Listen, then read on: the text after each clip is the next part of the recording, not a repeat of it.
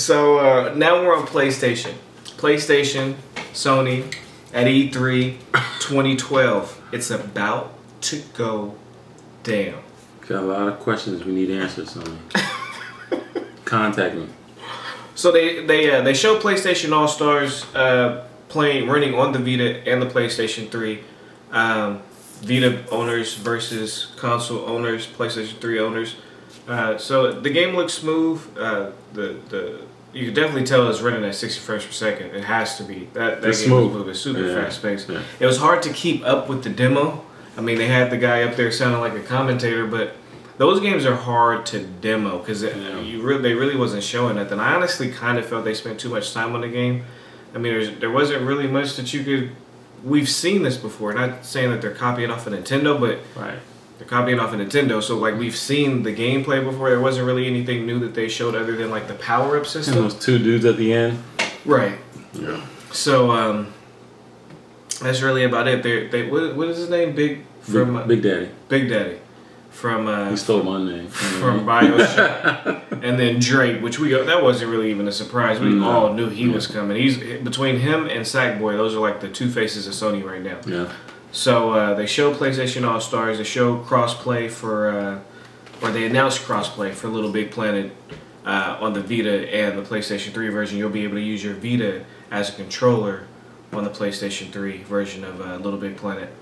So, and then they finally dated Assassin's Creed. A lot of people saw Assassin's Creed was coming. Assassin's Creed Liberation, to be exact. That's going to be coming out October 30th. You an Assassin's Creed guy? I'm not an Assassin's Creed guy. I'm not.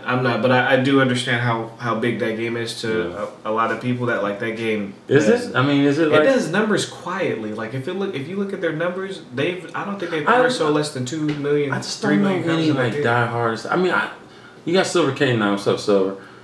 He's like the biggest Assassin's Creed fan I know, and he's really not even that. I mean, I don't know. Maybe there's some fans out there. I just never really been a big Assassin's Creed guy myself. But we'll see if it, I played the first one, and it was so repetitive that I've never been interested in the other ones.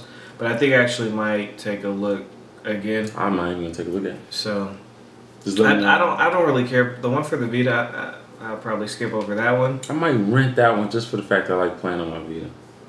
I can dig that. Assassin's Creed, though, is one of those games that I don't... Just like I feel there's games that are meant and play better on portable systems, I don't think Assassin's Creed would be one of those games for me. That would probably be one I'd have to play on the console. But who knows? We'll see. Well, you'll get it and you'll let us know, I'm pretty sure. Beyond that... I'm a lot of people. I was impressed. I must say, I was impressed. Yeah. But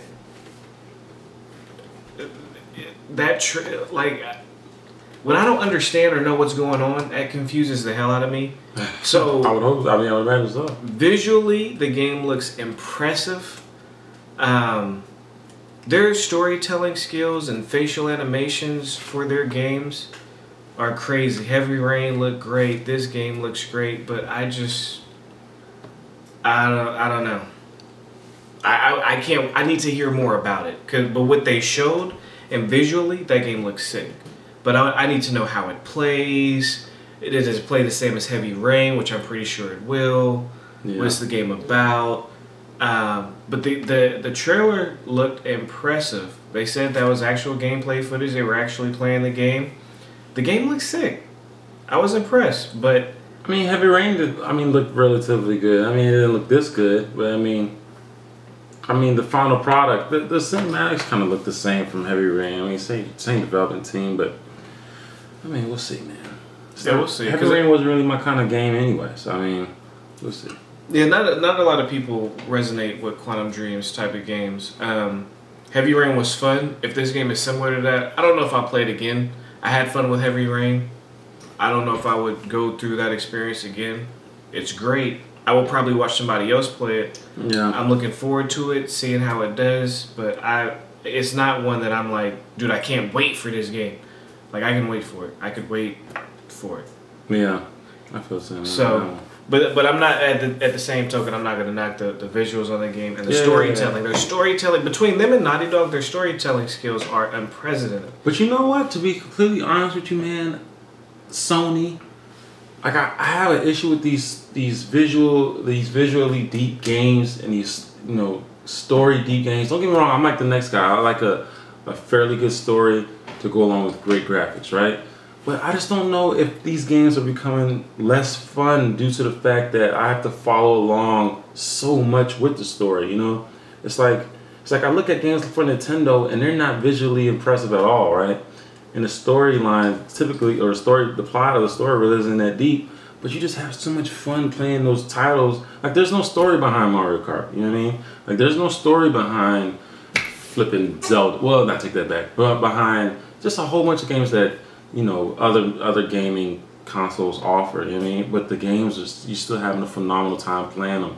So I mean, games like this, man, they don't really. I don't have fun playing them. So I mean, they look good, and the sound is always good and all that stuff. But that's just me, man. Yeah, games by Quantum Dreams, I can't say they're not for everybody. Like a game like that, it's not for everybody. Like not everybody's gonna like it. Not everybody's gonna enjoy it.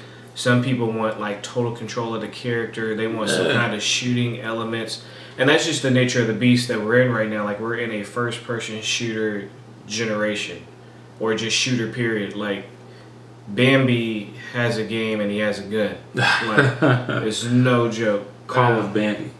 So they announced God of War. God of War, I think God of War was like a slept-on game. Like I really didn't hear anybody talk about it. Everybody was on Watch Dogs, The Last of Us, and Beyond. Like those were the three main games. I heard it was like God of War. It was like everybody was like, oh, it's another God of War. And I'm like, what? I kind of thought it was. I think I was like the only person that was like that. That part of the game that they showed was so intense. I felt the intensity, and I wasn't even the one controlling Kratos. Yeah, I mean, he ran up against a couple big bosses relatively back to back to back. Back to back to back. I'm like, dude, is there... The pace has been picked up. Can I race? No. I need to rest. Right. But I mean, the pace has been picked up. But I just feel like the visuals was crazy. It looks like he has a new some new combos now.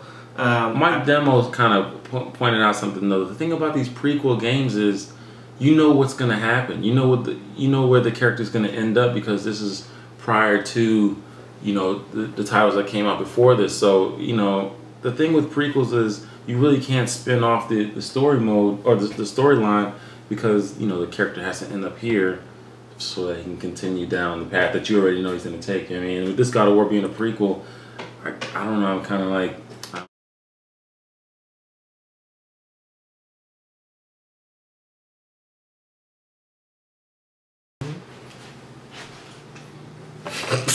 I can't tell if it's recording from the back.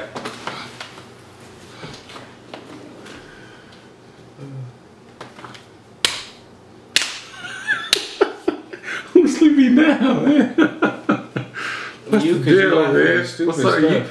You backhanding your own palm, man. Anyway, what's up, people? Do that.